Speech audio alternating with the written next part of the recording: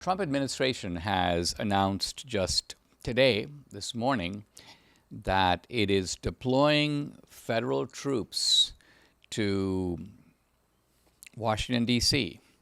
This is a combination that involves the National Guard, and the idea is to take over D.C. and straighten the place out, make it safer, make it safe, make it a protected area for the people who live and work in D.C. Now, this is not the same as the federal government doing this to Chicago or LA or Denver, even though those are Democratic-run cities. Those are very often in bad shape.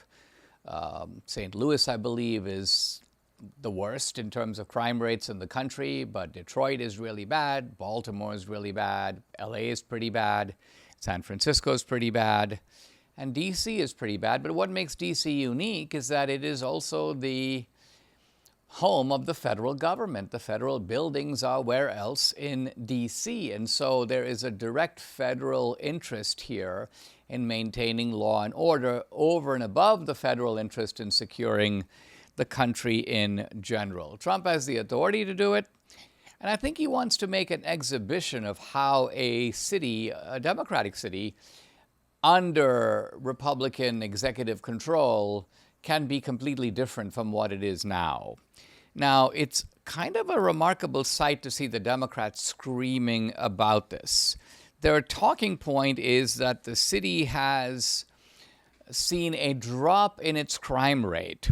And in fact, I'm looking at posts this morning from a whole bunch of leftist posters: Mika Irfan, Jessica Tarlov, Donna Brazil, Joe Walsh, Brian Krasenstein, and they all seem to be composed by the same guy, i.e. none of these people, or they seem to be slightly rewritten versions of some sort of memo that went out from the Democrats, because they all talk about crime being at a, quote, 30-year low. It's down from last year. Now, these Democratic cities are such cesspools. Murders are routine. You don't hear much about it, largely because a lot of the crime is black-on-black crime, and it's not treated really by the media as newsworthy at all. Blacks are evidently expected to be killing each other. Of course, if there's a single white-on-black crime, it has to be on the front page. It's a racial incident. It needs to be investigated. The country has to come to a halt. And but crime is normalized in these cities, so it doesn't really matter if the crime rate goes up or goes down a little bit. The truth of it is these are very dangerous places to be in. I lived in D.C. For about 11 years. Well, no, around 14 years, actually, now that I do a little better count. And the thing about D.C. is not just that there's a lot of crime in D.C., but you can be in a safe area in D.C. and you walk 2 blocks and it becomes dangerous. So East Capitol Street, which is right around the Capitol, is pretty safe. East Capitol and 2nd, safe. 3rd, safe. 4th, a little bit less safe. 5th, 6th, and 7th, getting questionable. 8th, 9th, and 10th, already highly questionable.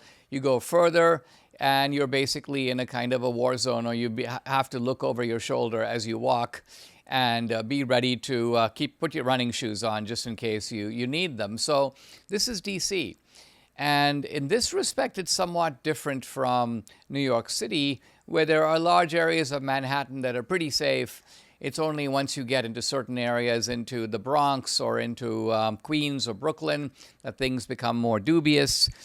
D.C. is unsafe lots of places. And in fact, you can just be walking home from a restaurant and you find yourself in an extremely unsafe zone.